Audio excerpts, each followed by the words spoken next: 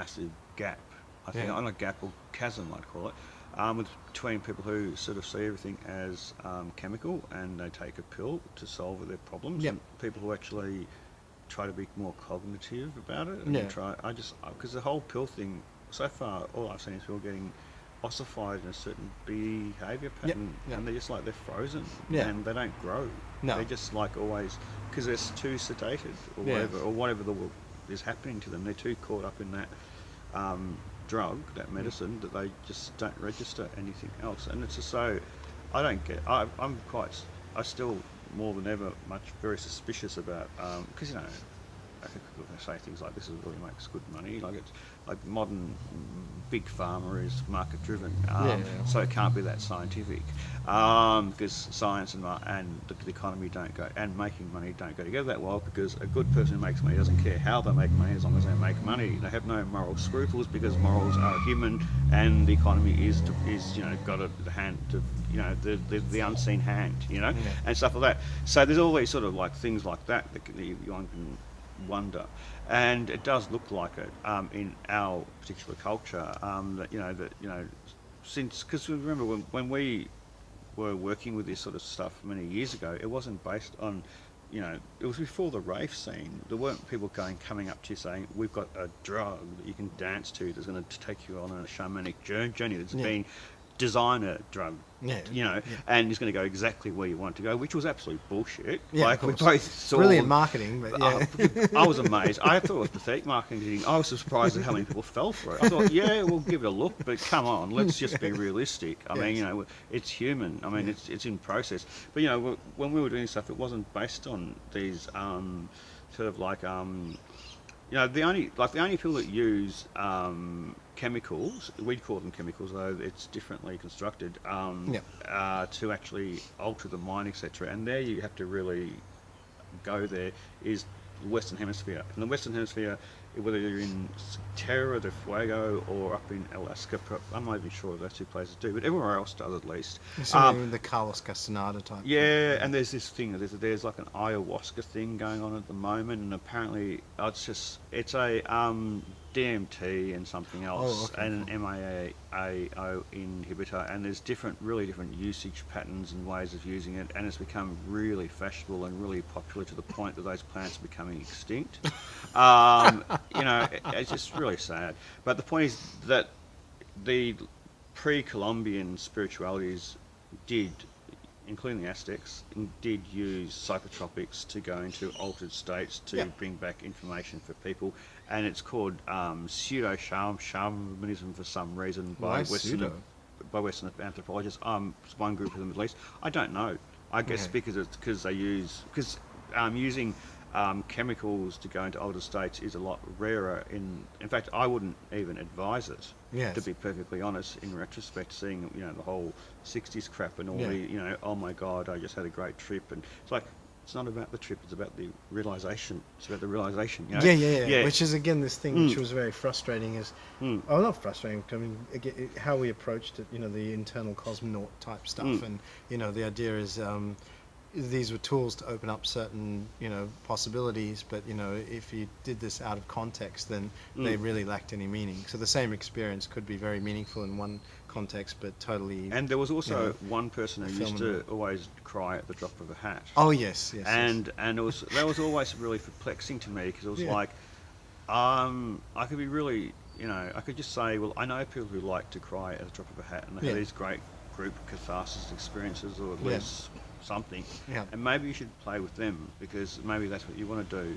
But he liked the Gothic more, I think, was the reason why he was hanging around, because that was as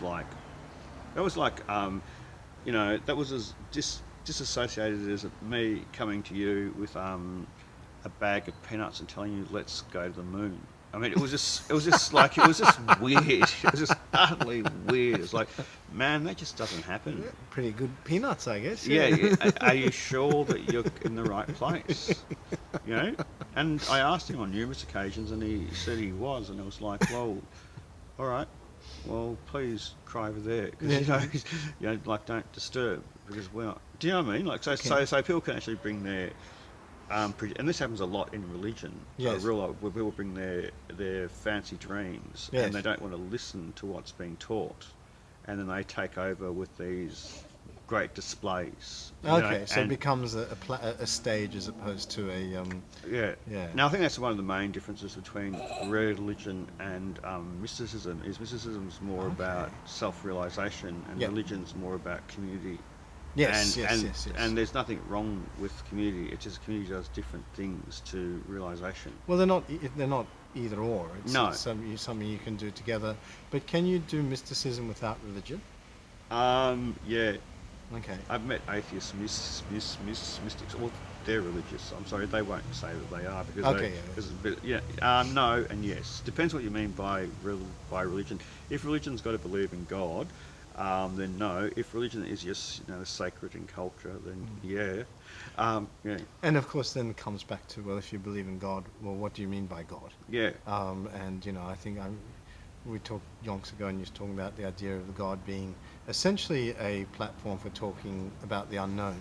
Yeah. And so, reading, sacred texts, trying to understand them as people expressing their experience of dealing with the unknown.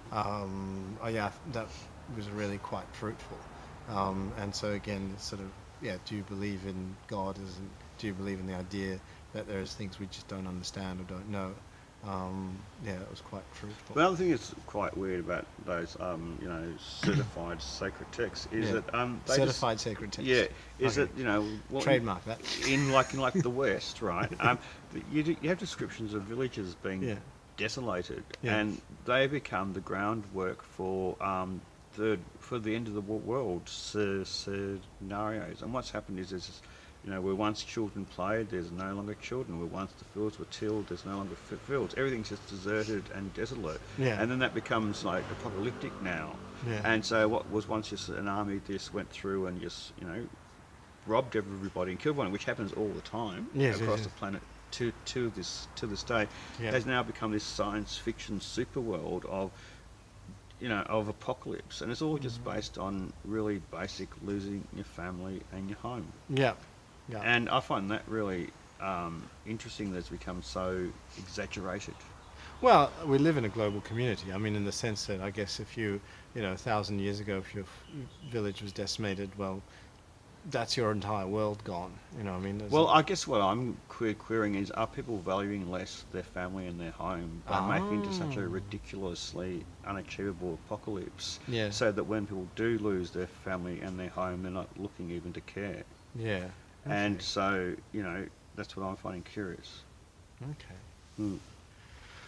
Is that unusual, do you think? Are we sort of going through a particularly a moment in history where that connection is sort of that disassociation is more prevalent than other times, or is it just like cyclical, or are we being too romantic about the past? Well, they're all big questions. I think there are times where things have been better, and there are places where things have been better. You could say, are we being too romantic about the past? We're in the middle of Nazi Germany or Stalinist Russia. Do you know what I mean? So it's just, yes and no. I guess if we go into the future, we could use that as a measure. But no, I guess not. I guess we're not being too romantic about the past at all. We're basically saying that it brings us hopes and memories and values that sound right, that feel right. Okay. And we're not, slavishly going to imitate the past, because we're not in the past anymore. But use it as a reference to... There's resources, yeah. Because, those genes come from history, and so does this groovy, actually it's got an older history.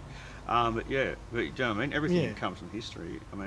Even electrical cameras come from history, So you can't throw away the past, because see, the other thing about the past is it's going down that road, and then you might want to go down that road, and then if you decide to go backtrack and then go down there, then new possibilities, etc. Yes. So it's sort of like no, it's very unwise, in my opinion, to sort of say that history is over. That's great for Americans who don't understand English, Yep. but for anyone else on the planet, it's not very helpful. There's let's not try and insult a couple 100 million people. No, I said the ones that didn't. I didn't say all USA. yeah. Okay. And I mentioned the whole of Americans. Of course, a lot of Spanish people are American as well, but they don't, because they're in America, Yeah. Western, South America, North America, Yeah. mix of North America. So I wasn't actually, see? Cool. Yeah. Yeah, so I'm just sort of talking about people going to USA culture and saying it's history, and history's got this really weird meaning. I don't even know what it is. It's just something that's it's sort of over, mate. Yeah. It belonged as dead as the dinosaurs. Yeah. Which of course we're all wearing clothes made from, sort of using materials made from dead dinosaurs. Yeah, the plastics. Yeah, and all that sort of stuff. Oil, yeah. Cool. So that's quite curious. Yeah. Cool. So we're just jamming it, right? So we can just, I mean, I know what cutting and that is. So you can just everything